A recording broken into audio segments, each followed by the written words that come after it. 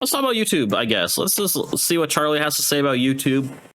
Because YouTube changes, I guess, to how views are counted or something. Great for me, for a small streamer. I'm sure all the big streamers are mad, but me, small fish out here, very happy, I guess.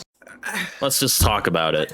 I mean, I don't know exactly what's going on, but let's talk about it. I don't even know what to say. Like, this new YouTube change is my second least favorite change they've ever made, second only to dislikes being removed, and this is only slightly behind it because I think this one is on the almost the same level of baffling stupidity to even have the idea, and even more befuddling to pull the trigger on actually implementing this idea. YouTube has made a habit out of just going hog wild on changes that not a single soul on the planet has ever asked for. And there's a chance that these ideas are thoughts that not a single sentient organism has ever thought of until YouTube farted them out. Because these ideas are just so silly and wacky. It's like when you take a shit, you're probably not thinking about eating the poop, but YouTube, they get in there like a pinworm. And they say, the hell with it. Send it, launch. And they do, like removing dislikes because their feelings got hurt over the dislike button was horrible. And now today they announced that they're completely button. changing the way that YouTube views on long-form content are calculated publicly. Starting August 24th, views will count the moment a video begins to play with no minimum watch time. The first frame of a video will count as a view now, across all formats, VOD, Shorts, and Live. We're standardizing views to reflect creators' true exposure across YouTube, making it easier to show their value to brand partners. This update won't impact creator earnings or YouTube partnership program eligibility. So if you have a video even autoplay for a split second, like scroll to one and it autoplays, that counts as a view publicly. Now, they do mention that they still have engaged viewer metrics, which is kind of the old way of calculating it, where you need a viewer to stick around for, it was about like 30 seconds on long-form content, which is like an actual view and something that's been standard on the platform for ages. Now they're going the way of shorts calculation, which is even if you like fall asleep and it just starts doom scrolling, every single thing that it hits is going to count as a view there. Just ding is an impression, which is complete. Is there really a difference though? Like really? We're talking 30 seconds? We're talking between, oh, I clicked on a video accidentally, click away, backspace, back out, and oh, I clicked a video, I watched it for 30 seconds and backed out. Don't really get it, why it would be so shitty. If anything, it makes small creators look better. I'll tell you that much. Completely useless. This change is going to explode YouTube views, obviously, but it's not real. It's just a vapid fake number. It's just phony baloney nonsense, really. And the sentence there where they said it's going to help you stand out to brand partners, no the fuck it's not. It's whatever. Brand partners are going to maybe do deals for like a month under these new programs with these channels that are getting millions of views, and they'll sell like 3 things because it's all fucking fake. Like, it's so silly. And the only channels that stand to benefit from this are the channels that you don't want to thrive here, the ones that have already poisoned shorts, which is AI, clickbait, and just fucking endless amounts of slop, mainly AI slop. This now incentivizes them to break containment, the SCP protocol here, and go on to long form now, because now they can thrive there too. And they already have been thriving in long form, even with the previous view metric calculation. This now just incentivizes it more and pushes normal creators to once again really heavily consider just clickbaiting, so that way they get you in the door right away. Like, yeah, but that's never gonna stop. But Demon Hunters did what? And it's them bending over fucking full goatsy or something. Just to get a click, because now that counts as a view, whereas before it didn't. Because if you got clickbaited, you'd probably click off in a handful of seconds. That would never register as a view, so you could never capitalize on that. Now, with this new change, you can, and it is constantly going to be incentivizing that. And again, it does nothing for brand partners, because if they start working under these fake numbers instead of like requesting in, I don't think it's that big of a problem. That, like, Charlie's talking about it for 20 minutes, which is crazy, but at the end of the day, sure, it boosts views, it inflates views. That just means brands are going to have a higher standard for who they partner with, right? And if they fuck up that mistake, it's really on them. Hey, if me as a small creator can get some fucking scam bucks out of a company who wants to pay me money because I have inflated views, give me that dough, baby. What are we talking about, Charles? This is where Charlie, where part of me is like, I get the AI argument, but the AI argument's coming whether you, like, this isn't gonna, like, open the floodgates. The hatch has already been cracked, you know? The Pandora's box has been opened.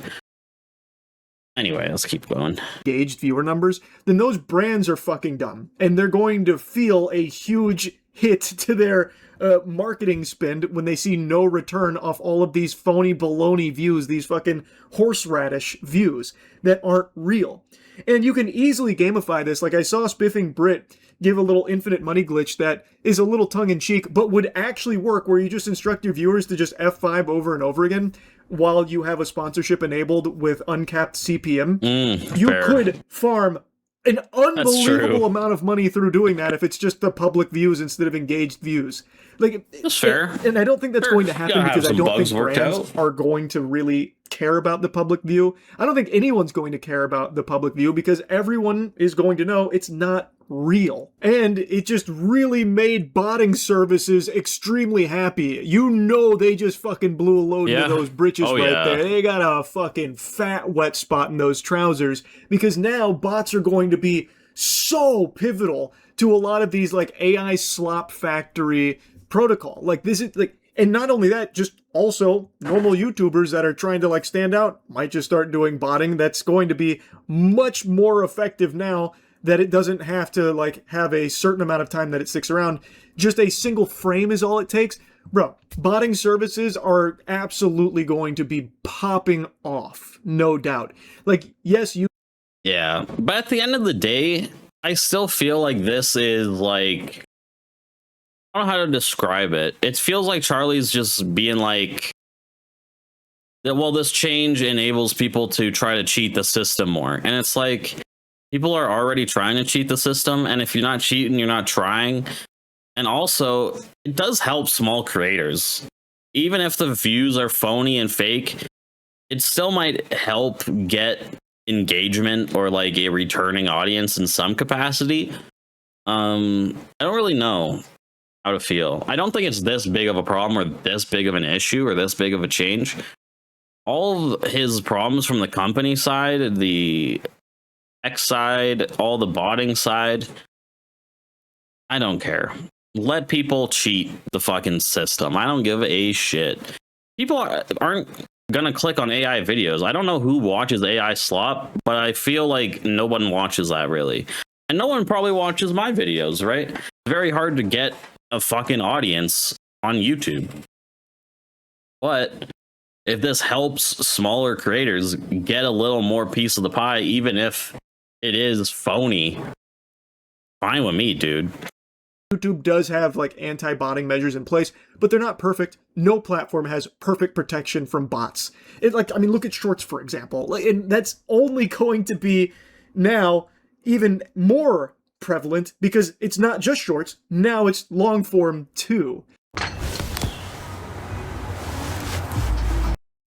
I actually first got my first 1,000 video on my YouTube channel, long form, and I thought it was because of this change, but this change hasn't been implemented yet, so W me, I guess. YouTube is moving to an exposure-based model for views across all formats, meaning a view will now be counted the moment a video begins to play from the very first frame. Hello Insiders, I'm Rene Ritchie, a longtime creator now working at YouTube, and here's what's up. Last year, YouTube moved to an exposure-based model for Shorts views. This year, starting August 24, YouTube will be expanding that model to long form. Oh, excuse me, I'm wiggling in my seat. Oh, I can't help myself here. Please, I don't mean to interrupt, but my hand is raised.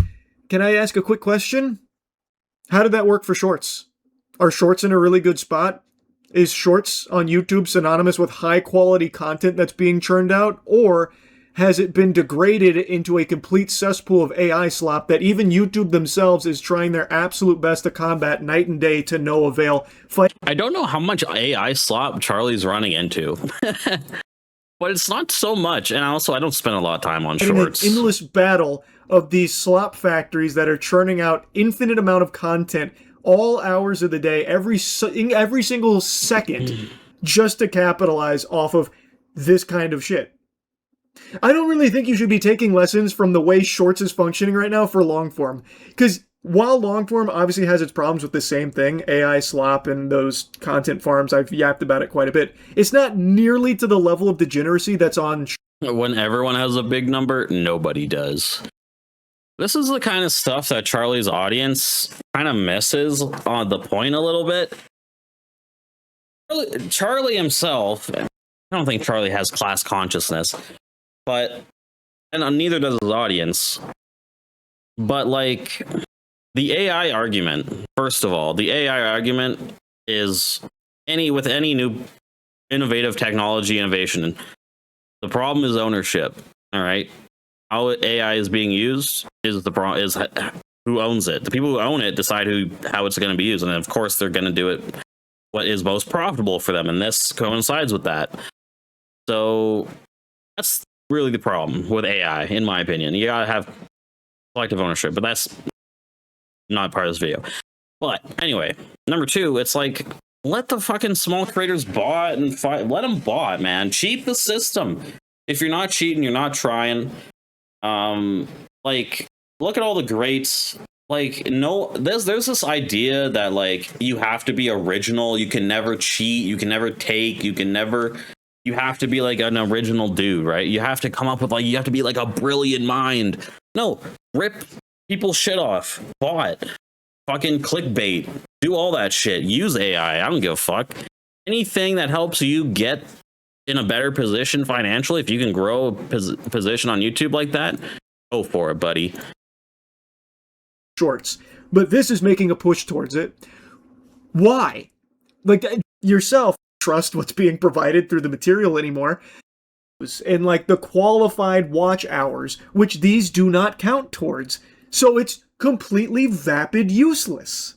Podcasts, live streams, all formats. YouTube is doing this to ensure consistency across the platform, to make sure every moment of connection between creator and audience is captured, and so that there's no confusion or fragmentation about what a view actually means. Creators can use this updated, standardized count to better understand views across formats and to better communicate the full scale of audience impact to brand partners and sponsors. Why do they keep trying to flex that as though it's the truth? It's not. You will not be able to use this as a leverage with brand partners that are at least activating a few neurons, because this new exposure metric, the fucking exposure dollars here, is illegitimate. It's the thing is, I think the brand exposure and partners is really YouTube saying that, because they can go to advertisers and claim, look at how many views we have.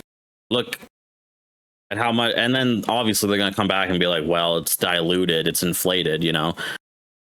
Not representative of what the brand is actually going to be exposed to in the audience. So let's say they're instead going to just ask you for the metrics, the advanced analytics on your engaged views. And I couldn't think of a name. Sorry, but like the point is, no matter what Fex Your Life was doing on Twitch, they have tens of thousands of viewers, but only like 5 people active in the chat. So people thought they were botting. Well, it turns out what they were doing is just embedding their stream on their website in the top corner, very, very small, auto-playing on every single page, so anyone that was on their website was counting as a viewer on Twitch. And obviously, if you're trying to sell to brands with like tens of thousands of viewers, the expectation is there's tens of thousands of people actively watching. But that wasn't the case. It was only like ever a handful of people watching, and the rest was just inflated numbers through just being embedded on their website on every single page. So they had crazy viewership numbers that weren't real. That is the exact same DNA here. It is just these crazy inflated numbers that aren't representative of people that have ever even watched the. I get it, Charlie. I don't know. 18 minutes for this is kind of wild, Charles. Not gonna lie. I get your arguments, but I don't know, man. It's not really that big of a deal for me. For me, as a small creator, I'm like, good. Boost my ego. Boost my reach, boost me, baby. Get me boosted, okay? I don't give a fuck. I'm trying to get out there. We're trying to get in front of as many views as possible, baby. I don't give a fuck if they're bots. I don't give a fuck if it's a guy falling asleep on his phone. Maybe he'll hear my voice in his sleep, wake up and find find my channel. Who knows? But that's interesting, I guess. No more news on the deal, huh?